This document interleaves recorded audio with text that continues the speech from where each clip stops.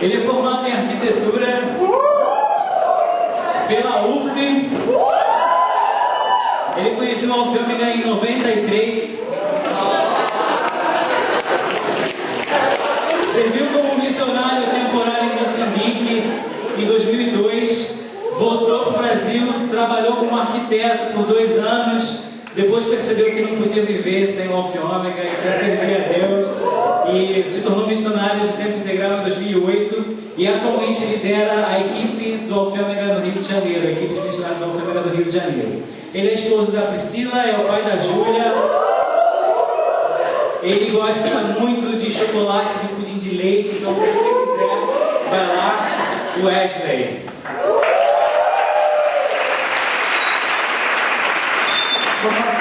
Informação relevante, eu gosto de chocolate.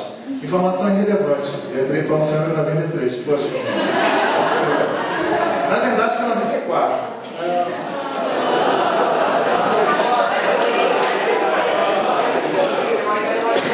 Todo mundo me vê assim, de baixo? Não, né? Todo mundo me vê agora? Melhor? Então tá bom. Eu me envolvi assim no finalzinho de 93. Cheguei. Mas eu me envolvi mesmo em 94, então não sou tão velho assim. Eu conheci o Alfa e Ômega em 93. Obrigado. Cara, é que essa equipe é fantástica, né? Maravilhosa. Eu estou muito feliz, estou muito animado de estar aqui com vocês hoje. Esse retiro vai ser muito bom. Eu tenho certeza disso. E eu estava lá agora no refeitório, estava escutando a galera cantando. Gente, vocês têm noção, como está bonito. Está muito bonito mesmo. É porque aqui, eu não sei, acho que não tem nada de som. Mas chega lá, se ouve, cara, parece que tem um estágio aqui assim. Está sendo muito legal. Eu estou com uma expectativa muito boa em relação a esse retiro. E estou com uma expectativa muito boa em relação ao que esse retiro vai representar para o Alfa e Ômega. Vou contar de vocês depois. Eu estou sozinho nessa expectativa? Mas a expectativa é boa, entendeu? Eu realmente estou querendo que vai ser legal. Talvez seja diferente de algumas coisas, né? De repente vocês chegaram, por exemplo, uma coisa que é diferente do que eu esperava, a chuva. Eu não planejei essa chuva. Depois eu quero ter uma reunião com a minha equipe, saber onde foi que a gente chegou.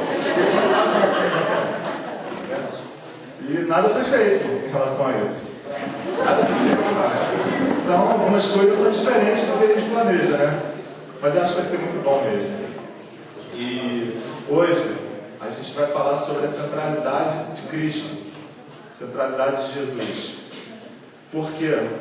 Porque se Jesus não for o centro, não for o fundamento, não for a nossa motivação, não for o nosso combustível, não for o nosso alvo, nada tem sentido. O Alfa e Ômega não tem sentido. Esse retiro não tem sentido de ser. Senti um silêncio agora. Aleluia. Essas horas que o pessoal aí, né, está fechando o fogo, tem que aproveitar para quebrar o silêncio, né?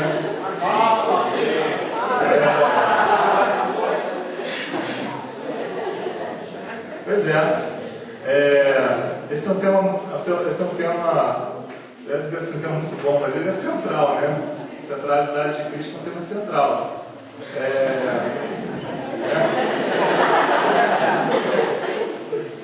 Eu estava tentando fazer um negócio sério, mas eu não consigo. O que eu ia falar mesmo? Então, eu estava dizendo, Jesus, que nada disso tem sentido sem ele. E, na verdade, é muito fácil falar, sabe? É muito fácil expressar, dizer, que eu sento, tudo mais. E assim, é muito fácil também apreciar Jesus. É muito fácil gostar dele, sabe?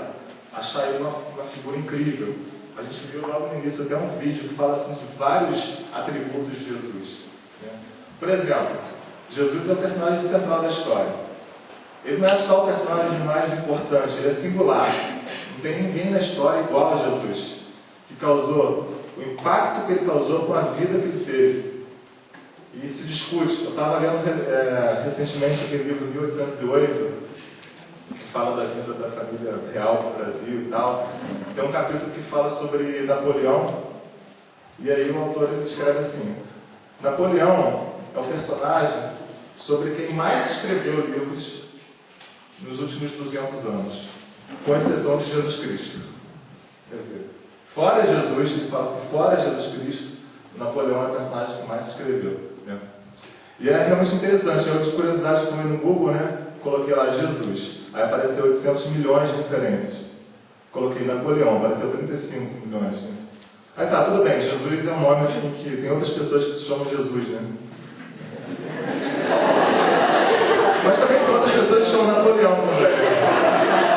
Então não dá para ter assim. Mas é uma disparidade, né? Mohammed também é um nome muito comum.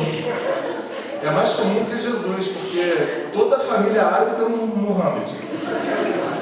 Aí coloquei lá, Mohammed, apareceu 200 milhões.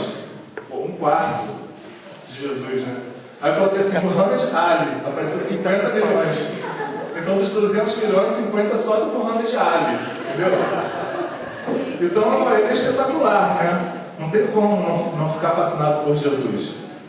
Aí o pessoal fala, né, que na faculdade não é lugar de falar de Jesus. Só que você vai na biblioteca, o que mais tem é autores que estão fazendo referência a Jesus. Então como é que pode isso, né? Tem uma... Cara, eu estava lendo recentemente também um livro do Robson Cavalcante que ele fala assim: a universidade é filha do cristianismo. É legal isso, porque se você for ver, realmente as primeiras universidades, as mais antigas, foram estabelecidas sob princípios cristãos, dentro do cristianismo. Elas não apareceram lá fora, no paganismo, no budismo, no islamismo, né? E é engraçado o pessoal vir falar que não tem espaço para o cristianismo dentro da universidade, mas a universidade só existe porque um dia o cristianismo deu espaço para ela existir. Então, até nisso a gente vê a influência de Jesus.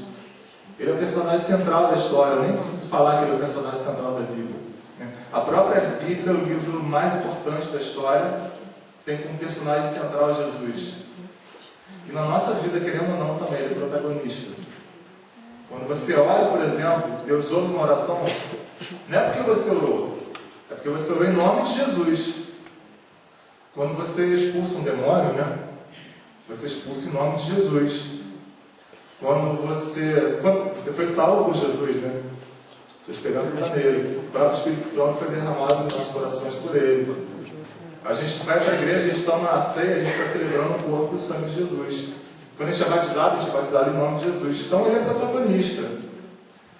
E aí a gente começa a ser cercado assim, de vários sinais que apontam para o fato que Jesus Cristo é a pessoa central da história e do mundo.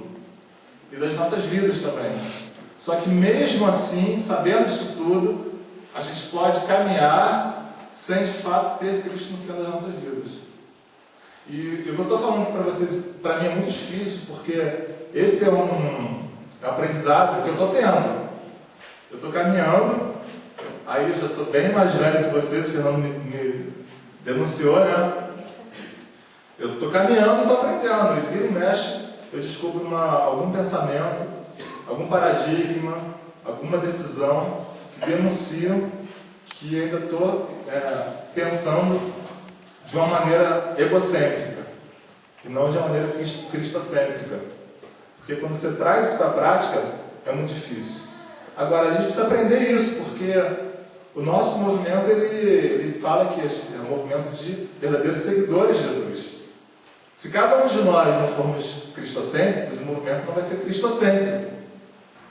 Só que também a gente não pode ser cristocêntrico para que o movimento seja cristocêntrico. Porque aí a gente está colocando o movimento no centro. Não é por causa do movimento, é por causa dele. Não é por minha causa. Eu não tenho que ser cristocêntrico por mim, para que eu seja mais abençoado, por isso, por aquilo outro. É por causa dele. Ele é o motivo. Ele é a causa, ele é a razão. Ele merece. Acabou. Ele é o centro, né? E aí, eu poderia falar muitas coisas sobre Jesus, mas eu não vou falar porque senão eu vou ficar a madrugada inteira, né? Aí vai ser igual Paulo, sabe? Você lembra Paulo pregando a madrugada inteira? que Caim lá morreu. Eu estava falando lá para o Priscila um dia desses, né? Que, poxa, Paulo é demais, né? Porque se fosse comigo, eu ia ficar muito arrasado, cara. Eu já fico inseguro, né? Fácil. Bom, se eu me dormir aqui, eu falo, caramba, acho que eu estou sendo chato e tal. Agora, Paulo não. O cara morreu. Dormiu, caiu, morreu. Aí ele foi lá e ressuscitou o cara. Sabe, para mim, o mais incrível foi isso. O mais incrível é que ele voltou e continuou pregando. Madrugada. Isso para mim é fenomenal, né? Mas como eu não sou Paulo, eu não tenho essa segurança toda, então eu vou resumir, vou falar tudo sobre Jesus. Não poderia falar tudo sobre Jesus também, né? Alguém poderia acender essas luzes aqui? Acho que a luz está apagada. Para mim vai ficar melhor para ver. Isso, acender. Não tem.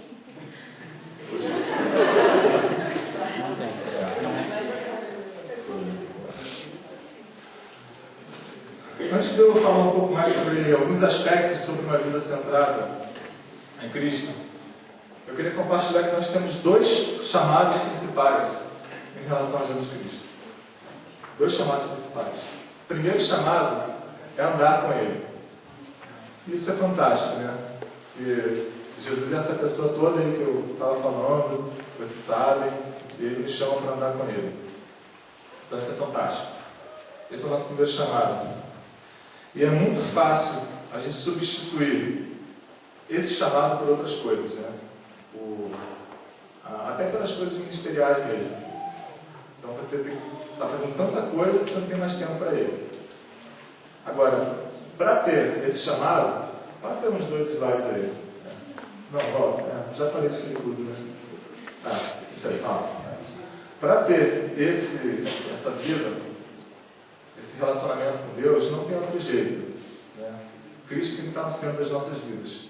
Por quê? Porque não é Ele que tem que vir e andar comigo. Não é Ele que tem que se ajustar a mim. Eu é que tenho que me ajustar a Ele. Eu é que tenho que caminhar com Ele. Os ajustes todos quem tem que fazer sou eu, né? Na minha vida. Então, caminhar com Cristo demanda isso daí. É um relacionamento sim entre duas pessoas, amigas, eu e Deus, eu e Jesus, porém diferentes. Existe uma hierarquia aí. Ele não tem nada que mudar. Ele é perfeito, ele é santo, né?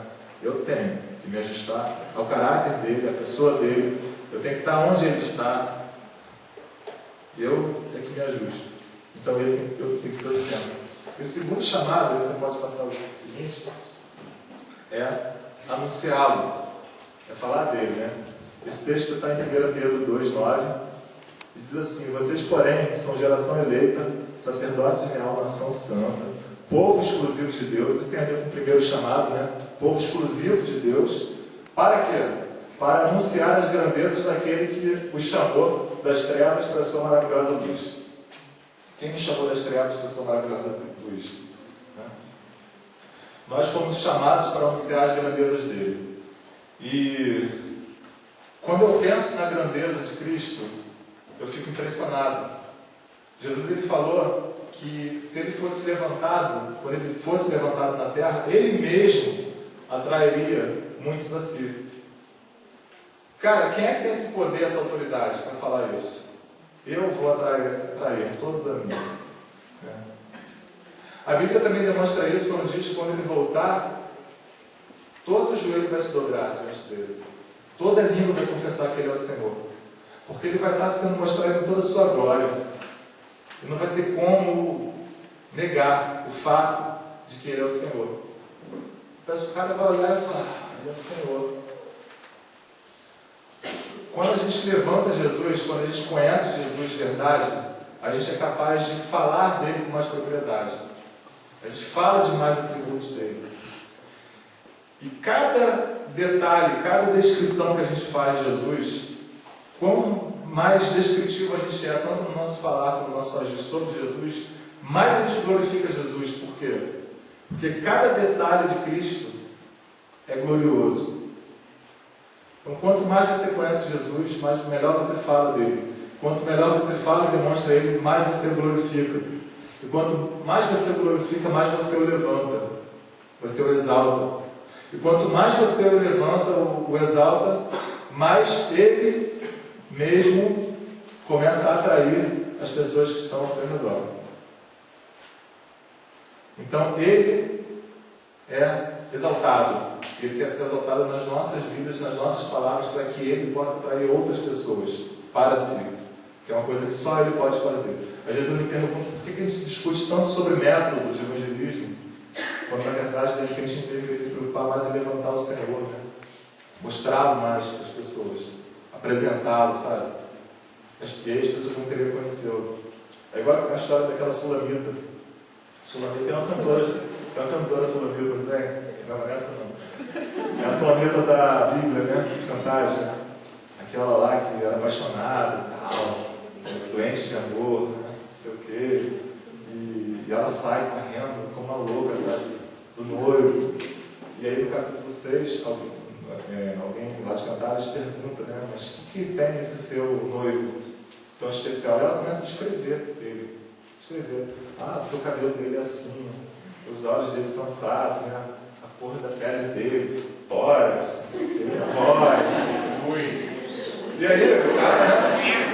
Eu imagino assim, quando chega no final, as meninas ficam olhando pra ela assim, ela tem realmente razão de correr atrás dele, né? Ninguém fala pra ela, você tá uma maluca. Ninguém responde, fala, tá bom, vamos ajudar você a procurar essa coisa. Eu fico assim, pensando assim, quando que a gente tem que conhecer Jesus, demonstrá-lo, descrevê-lo para as pessoas, e as pessoas vão falar, cara, esse Jesus é especial. É igual quando você fala, né, tipo, de um ator, assim, você gosta muito. Eu fico curioso, falo, eu quero ter um filme desse cara, porque deve ser bom, né? Então, assim, a gente precisa realmente levantar Jesus. Mas para isso, a gente precisa ter uma vida centrada nele.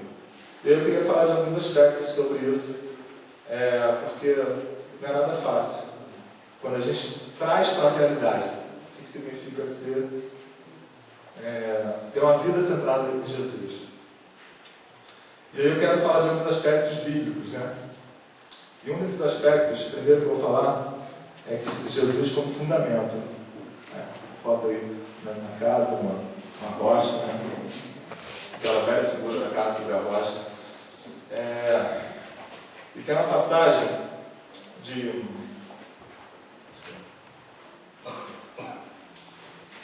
Eu sempre me perco com os esboços, sempre acontece comigo. Tem uma passagem na cidade eu queria que você gosta de Malafaia, né? Que prepara a Bíblia inteira. 1 Coríntios 3,11.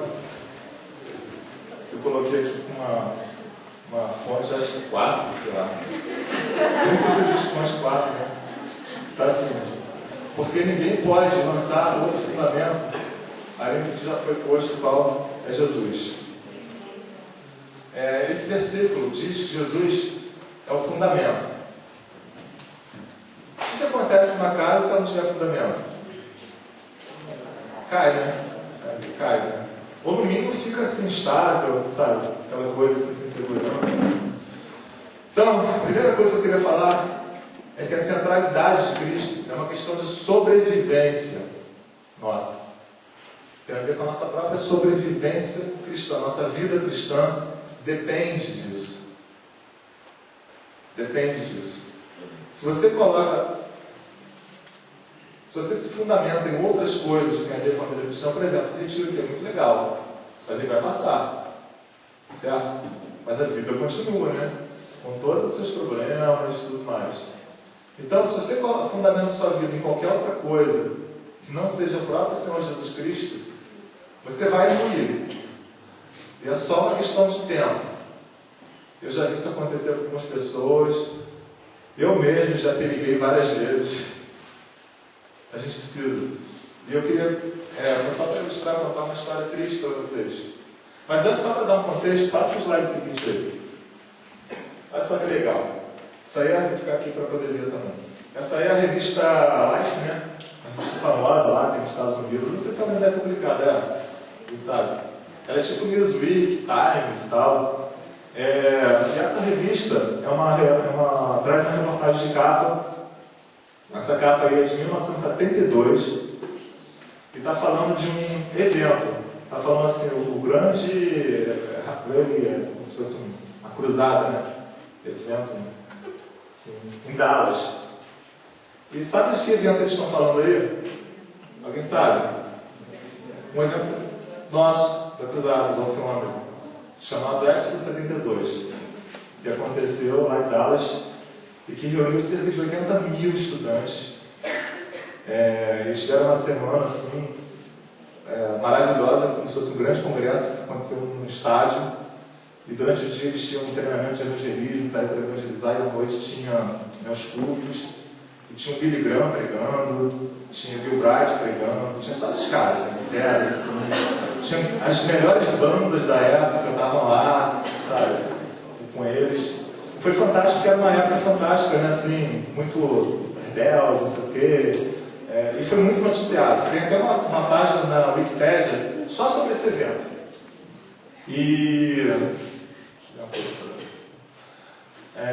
Só sobre esse evento. E nessa página da Wikipédia tem assim, referências de várias revistas. Isso aí foi reportagem da Times, da Newsweek, todas as principais revistas dos Estados Unidos noticiaram esse evento que aconteceu. Então foi uma coisa muito marcante e muito boa, né? Tem uma referência também de uma tese de mestrado, doutorado de alguém que fez um estudo. Isso aconteceu na Carolina do Norte, se não me engano, Dallas, acho que Dallas é o quê? Texas, tá? É porque a história que contar tem a ver com Carolina do Sul e essa moça falou de Carolina do Norte, vice-versa, não, Carolina do Sul. Ela fez uma pesquisa em todas as igrejas que enviaram jovens para esse evento. Né? E nessa pesquisa dela, ela constatou que 60% dos jovens que foram, eles foram ou enviados como pastores, ou como missionários, ou pelo menos fizeram seminário. Então foi uma parada assim, que impactou muito. E foi muito importante. Mas também existem histórias tristes, né? E essa semana, por acaso, eu achei um blog, na verdade um site sobre de ateístas, né, de ateus, militantes, e um testemunho de um ateu, uns 50 e poucos anos, que estava aí, nessa época. Ele não estava como visitante nem nada não, ele era um estudante envolvido, como vocês aqui hoje. Estava lá. E ele conta sobre essa experiência. Eu queria ler para vocês. Posso ler? Aí ele vai falando assim: eu ainda me lembro daquele verão, tipo de americano, né? Eu tinha 20 anos e eu e meus 5 amigos malucos por Jesus indo para Dallas, Texas, né? Para uma reunião de uma semana enorme de jovens cristãos. O evento foi organizado pela Cruzada Estudantil e Profissão para Cristo. E ela foi batizada de Éxodo 72. Era para ser uma explosão de jovens cristãos pelo mundo. Foi incrível. Havia 50 mil de nós. Aqui ele fala 50 mil, mas a pesquisa que eu fiz fala de outros números, 50 mil. Mas eu vou ler como ele escreveu, 50 mil. Todas as noites nós nos reuníamos no Cotton Ball, que é esse estádio, para ouvir palestrantes como Bill Bright da Cruzada e Billy Graham falarem sobre a nossa missão para mudar o mundo. Cada centro estava ocupado. Era 72. Nosso objetivo era alcançar a todos os cristãos dos Estados Unidos até 76 e todos os cidadãos do mundo até 1980. Então, nós tínhamos esse alvo de alcançar o mundo até 1980. Não foi cumprido, né? Para perceber que não foi cumprido. Mas avançou muito. A própria cruzada mesmo, nessa década, cresceu absurdamente no mundo inteiro. À noite tínhamos as nossas grandes e barulhentas plenárias. Mas durante o dia, saímos todos os 50 mil pela área de Dallas, uma área lá de Dallas, que ele fala o nome aqui, e testemunhávamos de porta em porta sobre as boas novas de Jesus Cristo. Lembro-me de praticar a minha apresentação várias vezes para mim mesmo. Olá! Gostaria de saber se você tem alguns minutos para falar sobre Jesus. Você sabia que Jesus tem um plano para a sua vida? Então eu ficava ensaiando isso, né, para falar com as pessoas de porta em porta. Quem foi para o projeto Foz aí? Foi de porta em porta, né?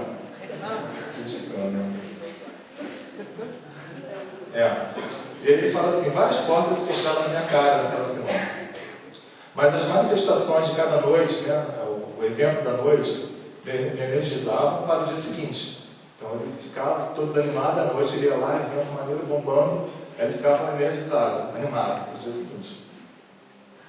Uma noite, todos os 50 mil de nós segurávamos velas enquanto cantávamos a letra de Pé-Sirão. Eu já até vi, na verdade, essa filmagem. Um dos vídeos da Pisada tem, você já viu? Tem essa filmagem nesse momento, inclusive. Tudo escuro, só as velas, todo mundo segurando velas. É realmente lindo, lindo, lindo. Aquelas velas, um negócio tremendo, assim, maravilhoso. Ele cantando uma música chamada Pé-Sirão, que eu traduzi mais ou menos assim: leva apenas uma centelha para começar uma fogueira. Então, todos que estão em volta podem se aquecer no seu brilho. É assim com o amor de Deus. Uma vez que você o experimenta, você vai e espalha para todos. Você vai querer passá-lo adiante. Olha, bacana. E aí ele está falando que ver aquelas 50 mil velas foi uma experiência incrível, para dizer o mínimo. Em inglês ele fala awesome. Nós gritamos: louvado seja Deus. Eles gritavam o tempo todo: louvado seja Deus, louvado seja Deus, o tempo todo. Aí ele fala, no sábado então, chegou o final do evento, e eles voltaram. No sábado seguinte, eu e meus amigos deixamos Dallas de volta para casa, na Carolina do Norte, ao longo da Interstate 40. No para-choque traseiro do meu Pontific Firebirds, 1967. Havia um adesivo que dizia assim: buzine se você ama Jesus. Os outros carros iam passando por ele, vindo também lá do mesmo evento, né? E ficavam buzinando, ensinando para eles. É maneiro, né?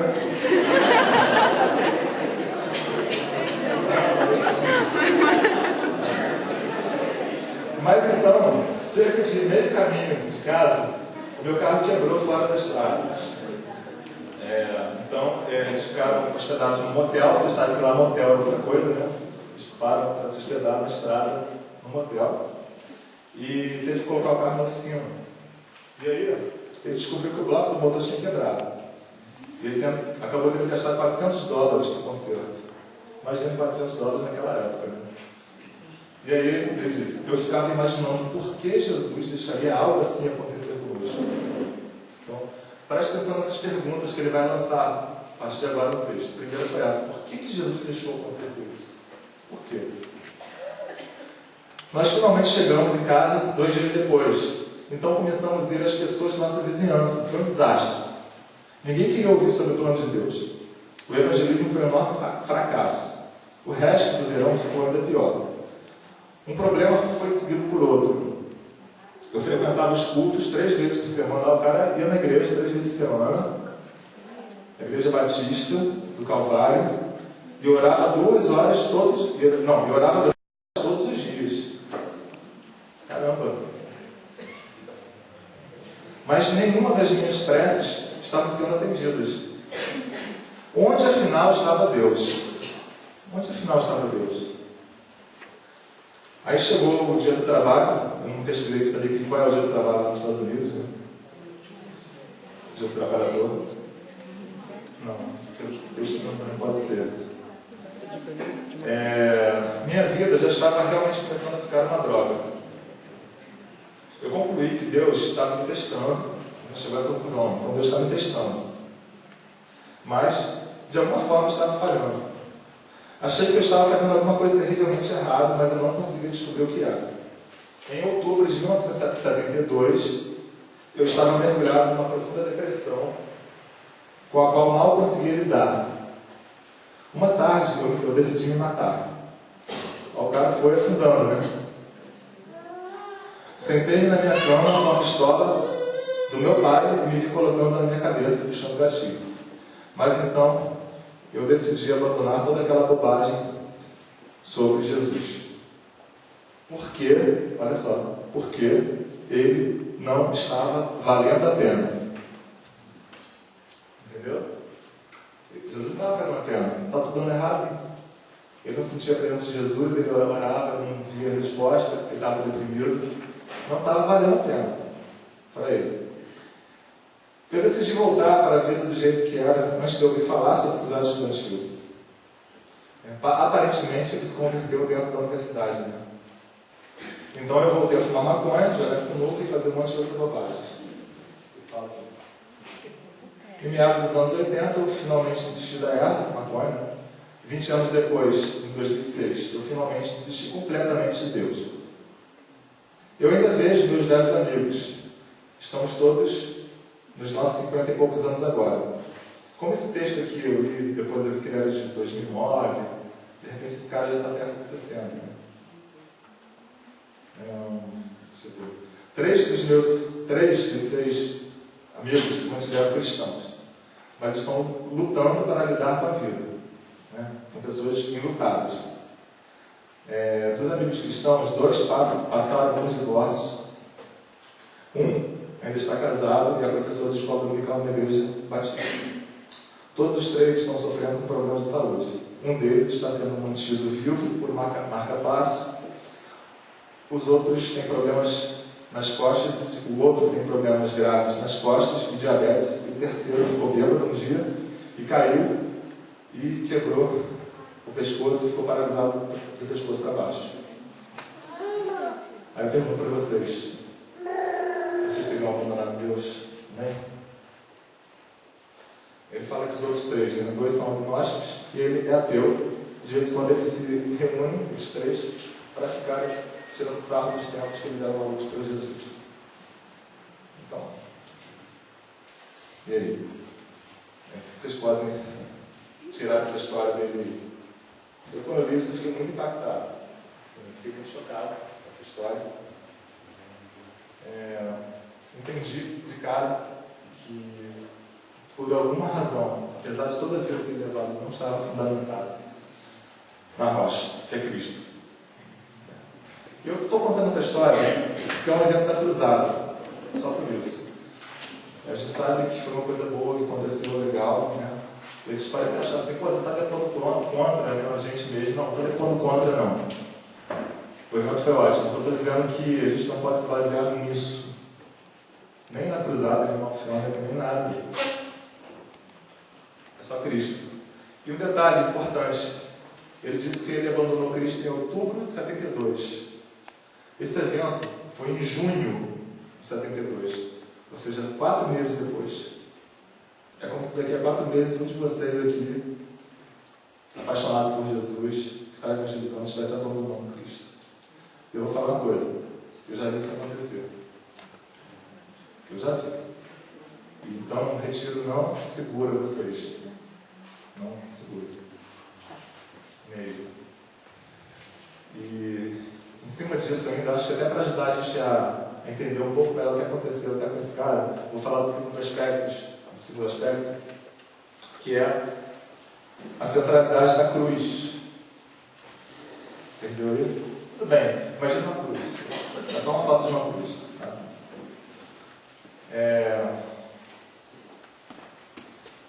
Eu vou ler algumas coisas, porque agora eu não vou lembrar de tudo que eu escrevi.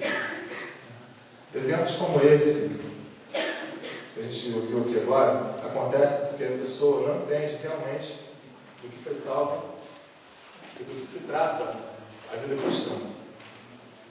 Cristo não prometeu uma vida sem problemas para ninguém. Ele não prometeu isso. As pessoas cristãs ou não sofrem. Obrigado. De Cristo sempre. Muitas vezes nossas orações não são respondidas. É ou não é? Estou mentindo?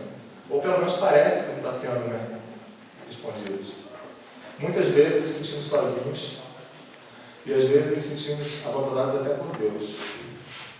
Eu estou mentindo? Estou falando uma coisa irreal aqui? Não, né? Muitas vezes nos sentimos humilhados, desestimulados, desnorteados, injustiçados, temos perdas, entre tantas outras coisas. E nós nos esquecemos que a maior prova do amor de Deus por nós não está em fazer da nossa vida perfeita ou mesmo menos sofrível do que ela já é. A maior expressão do amor de Deus está na cruz de Cristo. Jesus, Filho de Deus, naquele momento, experimentou sofrimento físico, psicológico, humilhação, fome, sede, nudez, exaustão, abandono, solidão, tristeza aguda. Vocês imaginam, os discípulos de Jesus, seus melhores amigos, abandonaram ele. Não estavam. O próprio pai, né, fala: pai, por que me abandonaste? Eu não sei se Deus realmente abandonou, mas ele realmente se sentiu abandonado pelo próprio pai. Pensa, Jesus nunca teve essa experiência. Eternamente ele esteve ligado ao Pai, uma unidade perfeita, uma comunhão perfeita com Deus. Naquele momento ele experimentou isso. Estava só Jesus e os seus inimigos.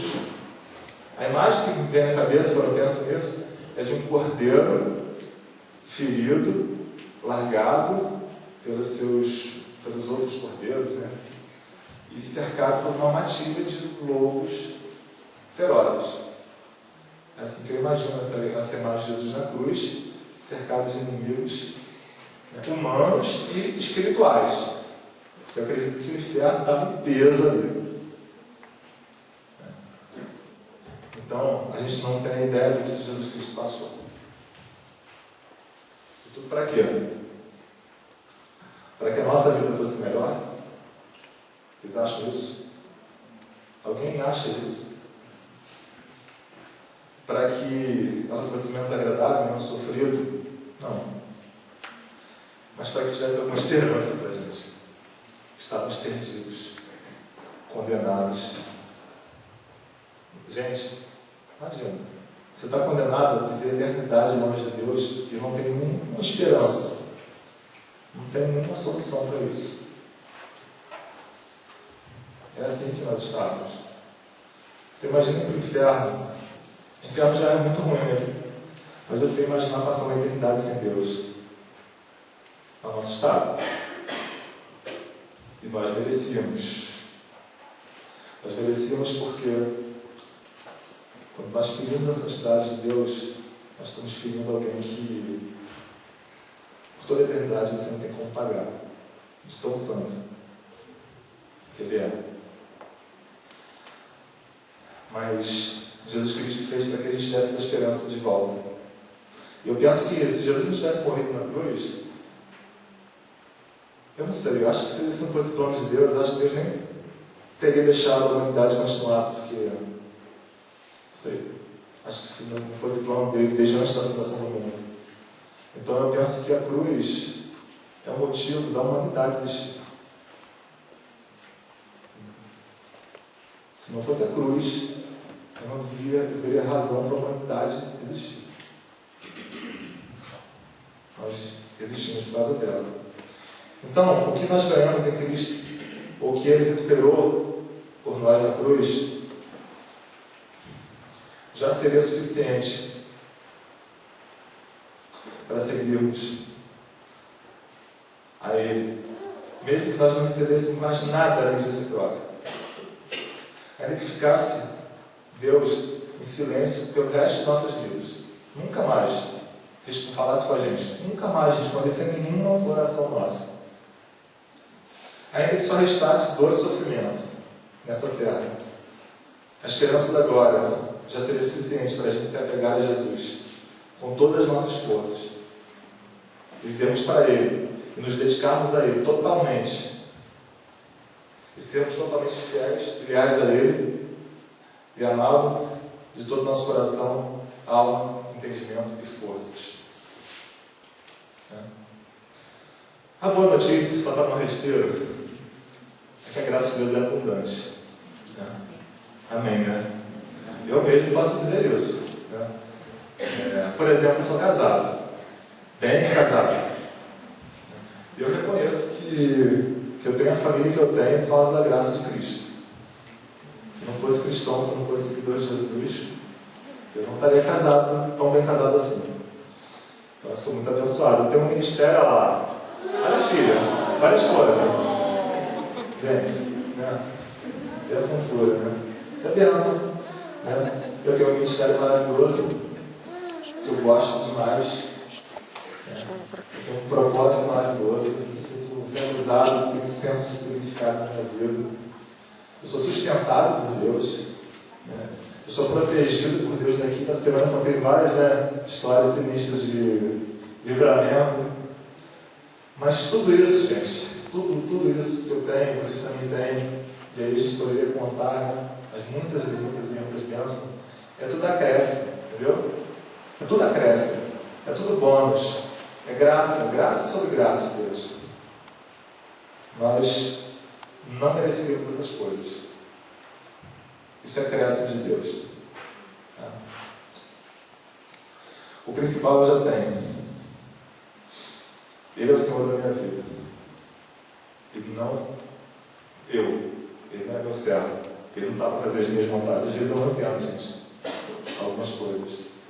Coisas difíceis que acontecem comigo e com outras pessoas ao meu redor. Eu estou falando de mim, mas eu conheço pessoas, inclusive pessoas aqui dentro, que já passaram por situações piores do que eu já passei e que eu não entendo. Não entendo. E às vezes eu não tenho uma palavra nem para consolar, sabe? Difícil mesmo, duro, coisa difícil, muito difícil. Eu não entendo. É nessas horas que eu preciso olhar para a cruz de Jesus. É a única coisa que me resta. É olhar para ver a sombra de Cristo, sabe? É a única coisa que me resta. Em alguns momentos. Eu preciso olhar para a cruz e ela precisa ser central na minha vida. Só que existe um outro aspecto também, que é a ressurreição de Cristo. Eu vou falar sobre a centralidade da ressurreição. Pode falar, o vazio, né? Graças a Deus, Cristo não está morto, Ele está vivo. E se Ele não ressuscitasse, não haveria esperança nenhuma para mim.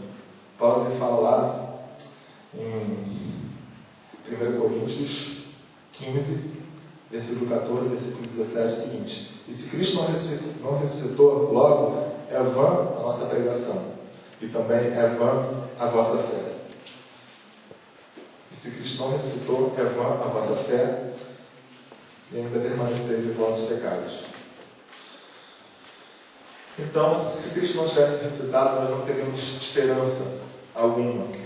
A grande notícia da vida cristã é que Cristo vive, e por Ele estar vivo, Ele enviou o Espírito Santo para estar conosco, o seu próprio Espírito, o próprio Espírito de Cristo.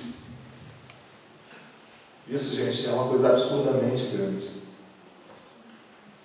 Paulo fala que o seu desejo é conhecer a Cristo em todo o poder da sua ressurreição. Está em Filipenses 3,10. O poder da ressurreição de Cristo está em nós.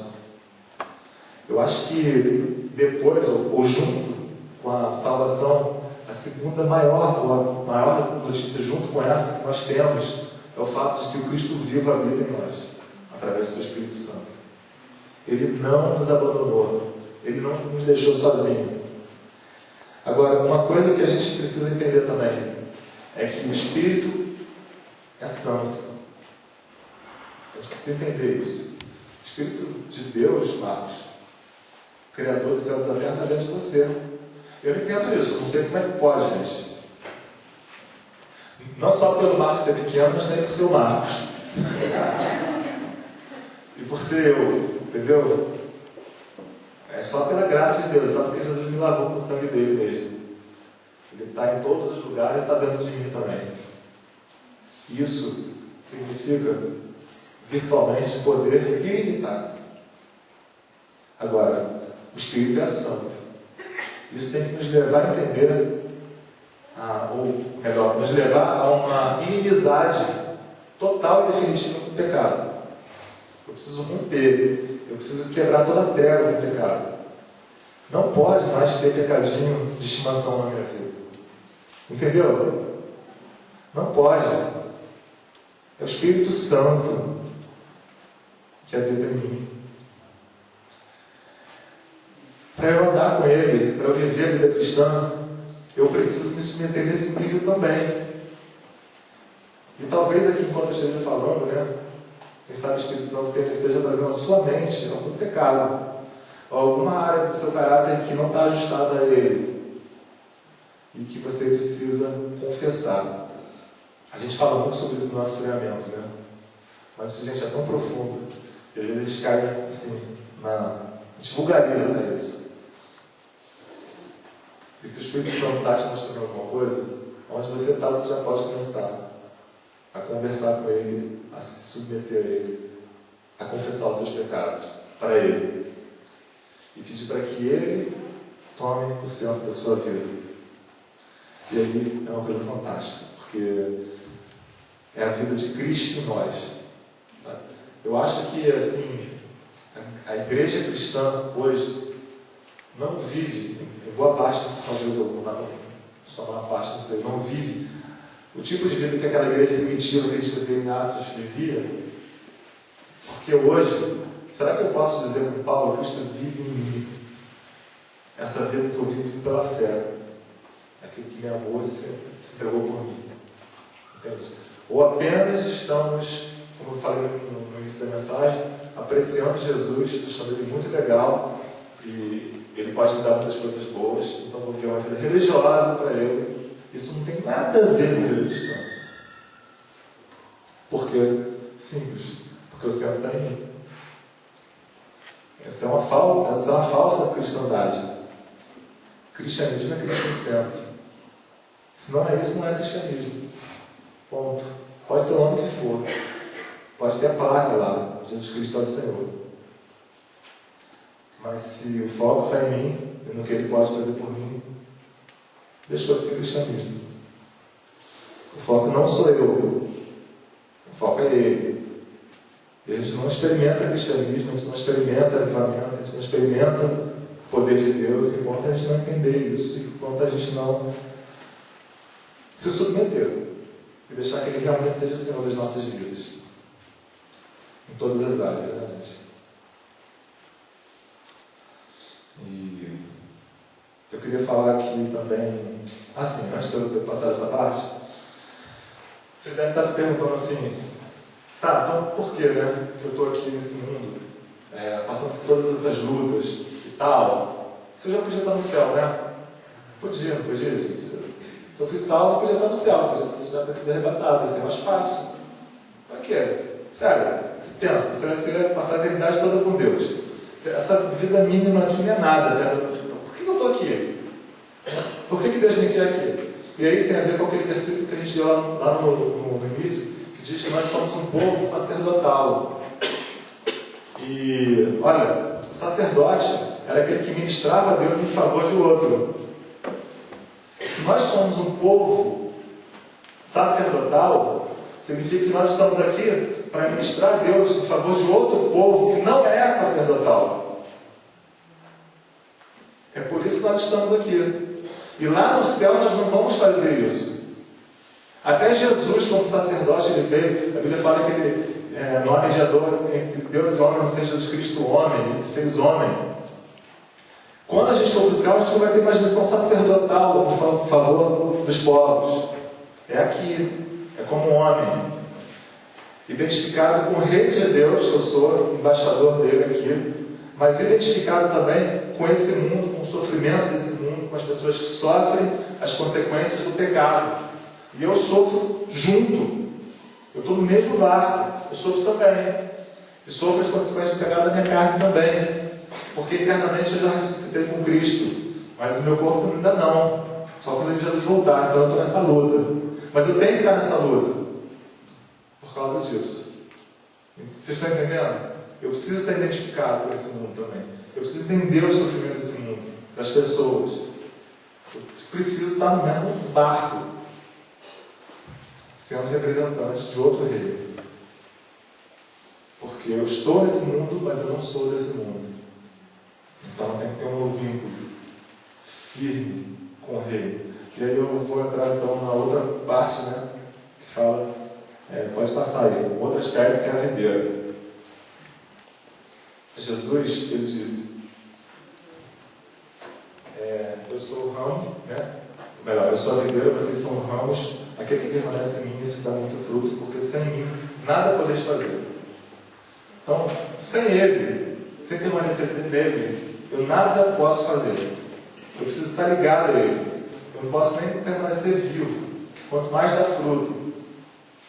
Agora, eu queria, dentro desse aspecto de permanecer, que eu sei que não é novo, né, para vocês, o fato da gente ter que permanecer nele. Ele fornece a seiva, né, para a gente. Eu preciso permanecer nele o tempo todo. E se eu permanecer nele, ele vai frutificar através de mim. Mas eu queria falar de um aspecto também, que é o fato de que se todos nós fazemos parte, se todos nós somos ramos, todos nós somos parte dessa videira. Eu, você, todos nós somos parte de uma mesma árvore, uma mesma planta. Quando a gente se separa da videira, a gente se separa também do corpo de Cristo, e vice-versa. Isso é para mostrar a importância do corpo. A seiva, ela passa por todos os ramos. Assim como o corpo da gente, né, o sangue passa pelo corpo inteiro. Né? E às vezes, Deus, Ele nos abençoa, nos dá, às vezes nos agracia com algo, nem sempre diretamente, mas às vezes através de outro irmão. A seiva dele passa pelo corpo. A gente precisa estar ligado. A gente precisa da igreja. Por isso que o Alfôndega não pode ter, pelo menos, vaga, espaço, para uma pessoa liderar o movimento sem estar ligado à igreja. Isso não existe. Existe uma teologia por aí que diz que o crente pode viver sem igreja. Não existe essa teologia na Bíblia e também não era a prática da igreja também, no Novo Testamento. O fato é que você não pode, isso é uma coisa normal. Se você gosta de ver futebol, você vai para onde? Vai para o Maracanã, vai para o Engenhão, então você entra no Boteco, assiste o jogo lá com os caras. Né? Se você gosta, sei lá, de alguma coisa que outras pessoas gostam, você gosta de estar junto com elas também. Ali fora tinha uma galera hoje, estava um grupinho assim, lá tocando, né? Tinha outro grupo jogando máfia, tinha outro grupo jogando hinos, pessoas se identificando e se juntando. Ninguém gosta de ficar sozinho. Se você gosta de Jesus, você gosta da igreja, ponto. Você gosta do povo de Deus, você gosta do corpo, você gosta da família de Deus. Acabou. Família tem defeitos. Minha família é cheia de defeitos. Mas eu gosto da minha família. Eu quero trocar minha família, porque a família do Marcos tem um cara famoso que toca uma banda lá e vende CD. Entendeu? E na minha família não tem, é uma família dele. Não existe isso, gente.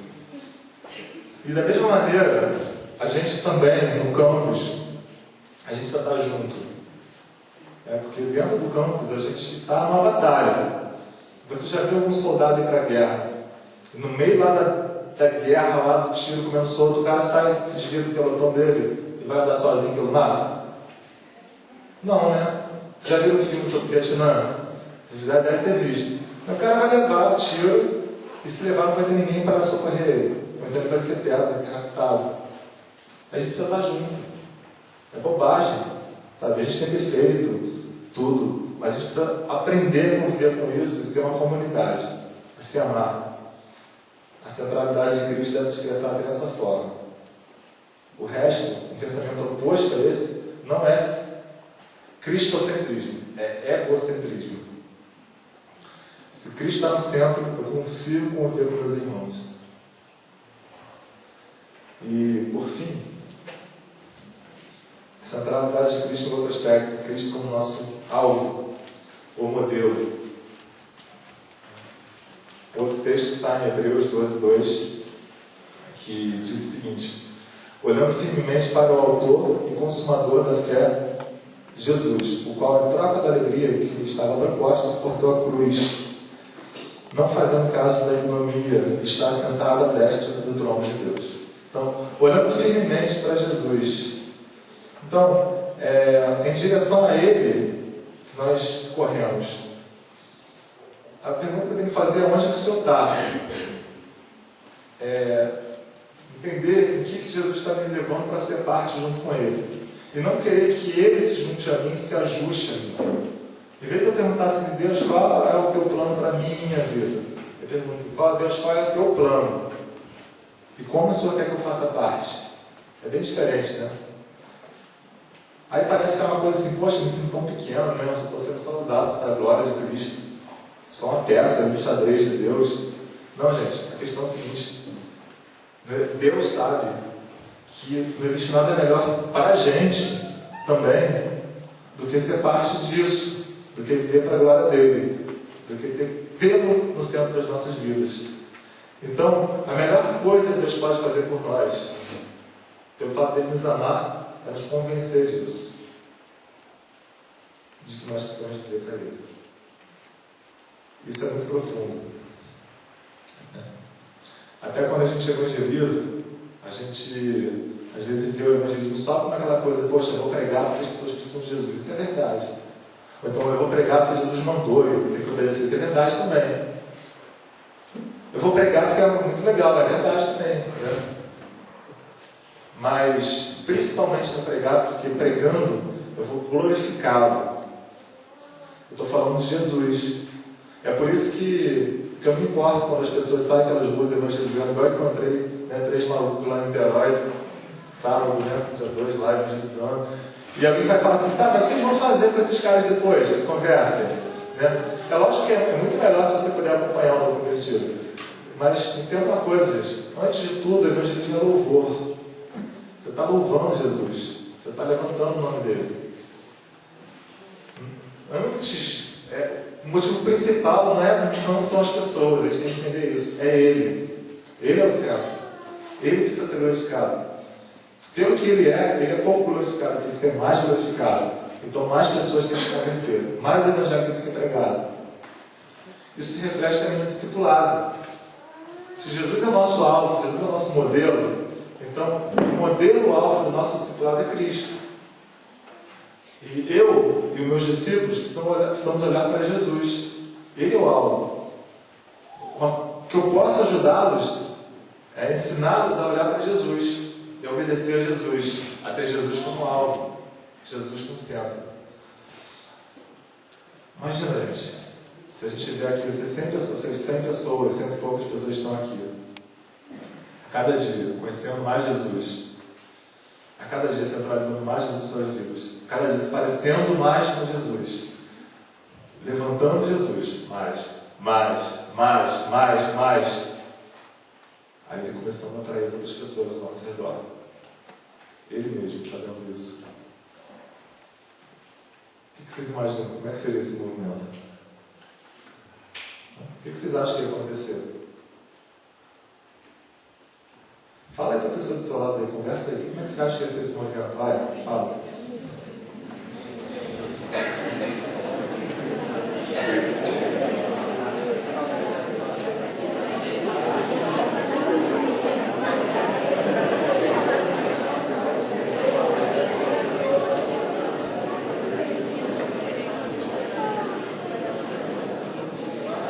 Começou aí? Gente, ó, não tem muito tempo, né? Eu só não vou perguntar para vocês se vocês falaram, porque eu não tenho tempo. Mas depois eu quero ouvir, né, conversando com vocês aí. Mas eu acho que essa é uma coisa fantástica. Eu acho que já está sendo. Acho que Deus já está fazendo isso. Eu acho que a gente está nesse processo, sabe? E eu já tenho visto coisas acontecer. E Ele quer fazer muito mais. Muito mais. Dentro desse aspecto também, nós precisamos entender que mas a gente tem que entender que o meu foco não pode estar nas coisas desse mundo. Meu foco tem que estar nas coisas do alto, no eterno, né? Em Cristo. Não nas coisas passageiras, não nas coisas terrenas e materiais, mas nas coisas eternas. E eu preciso viver sob essa perspectiva. Porque senão daqui a pouco estou igual o galinho, olhando para baixo, assim só. Não estou olhando lá para o alto. Não estou olhando para as coisas do alto. Deus quer trabalhar em sua vida, em seu caráter, para que você se pareça mais com Jesus. É isso que a Bíblia fala. Para você se tornar a imagem do varão perfeito. Então é para que você se torne mais parecido com Ele. Então, se algo está acontecendo na sua vida, hoje, você entende porque, talvez, pensa nisso. Jesus está trabalhando para que eu me pareça mais, Deus está trabalhando na minha vida para que eu me pareça mais com Jesus. Talvez isso vai te ajudar a entender algumas coisas que estão acontecendo na sua vida. Pensa em alguns exemplos bíblicos, por exemplo, Davi, né? Davi foi chamado por Deus e levou 12 anos, não lembro quantos anos, mas acho que 12 anos para se tornar rei. Enquanto isso, ele estava onde? No pasto, cuidando de ovelha. Só que lá ele estava fazendo o quê? Ele estava aprendendo a ser um adorador. Ele estava aprendendo também a depender de Deus quando ele lidasse com os perigos. E perceber que Deus é mais forte do que o urso, do que o leão. Até que chegou o dia que ele teve que enfrentar quem? Golias. Então você não entende o que está acontecendo na sua vida. Mas Deus está mudando o seu caráter o tempo todo para que você se pareça mais com Jesus e objetivando não só você, mas as pessoas que vão vir depois de você. Porque olha, Davi ia ser rei. O povo ia agir conforme o coração do rei. Então era por causa do povo, não só por causa de Davi. Abraão, né? Também Deus deu a promessa para ele de Isaac, ele levou anos para até que nascesse aquele filho dele. O que Deus estava fazendo? Trabalhando no caráter de Abraão, para que Abraão aprendesse a confiar em Deus. Porque ele quis passar a perna, né? Ele quis dar um jeitinho, né? Ter um filho lá com a outra e tal, mas Deus falou, não. Por que só por causa de Abraão? Não. Por causa do povo que vai vir depois de Abraão. Que aprender com esse exemplo. Deus ele faz coisas na minha vida, às vezes não é nem por minha causa, ou não é só por minha causa, mas é por causa daqueles que vão vir depois de mim. Aí tem um versículo que a gente gosta muito de citar, né? Fala assim, todas as coisas que eu quero para o bem daqueles que amam a Deus, né? A gente se esquece que o daqueles está no plural. Não é para o bem daquele, para o bem daqueles. Às vezes Deus faz alguma coisa na minha vida para o bem de vocês. A gente precisa entender isso. Deus está trabalhando no nosso caráter, uns dos outros, para que a gente se pareça mais com Jesus. E esse é o nosso foco, esse é o nosso objetivo. A nossa visão, nós queremos ver uma multiplicação de discípulos de Jesus. Estou um pouco me lixando, sabe? Como isso vai acontecer, o tamanho que o movimento vai ter, se está pequeno, se está grande. Né? Eu quero que seja grande, sim, mas eu quero que sejamos verdadeiros discípulos de Jesus primeiro. Quero que seja uma multiplicação de discípulos de Jesus. E essa é a nossa visão. Movimentos em todos os lugares, até que cada pessoa conheça alguém que verdadeiramente segue Cristo. Eu estou aprendendo isso ainda, estou crescendo. Certamente, se vão conviver comigo aqui, de repente vão me identificar algumas coisas na minha vida. Alguns momentos vocês podem estar errados, de repente vocês vão estar me julgando mal. Mas outros não, de repente vocês vão estar certos, às vezes vocês têm que vir falar comigo para me ajudar. E a gente precisa se ajudar, nós estamos crescendo. Para esse alvo, para que a gente se pareça com Jesus, como indivíduos e como movimento estudantil fenômeno. Nada do resto que a gente vai conversar nesse retiro, o que a gente vai fazer, terá sentido se não for assim, se não for esse nosso alvo. Amém? Então vamos orar, né? E se você... Feche seus olhos. Aí.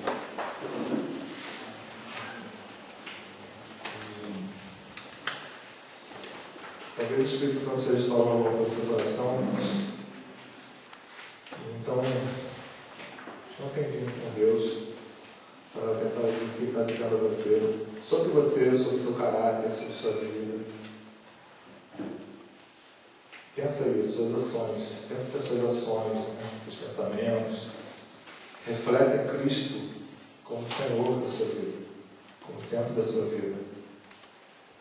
De repente está mostrando algum pecado ou alguma coisa que não se relaciona com a centralidade e com o senhorio de Cristo em sua vida. Eu queria que você conversasse com Deus sobre isso. Se for o caso, confessa e pede o Espírito Santo, pede Jesus para se colocar de novo no centro do seu coração.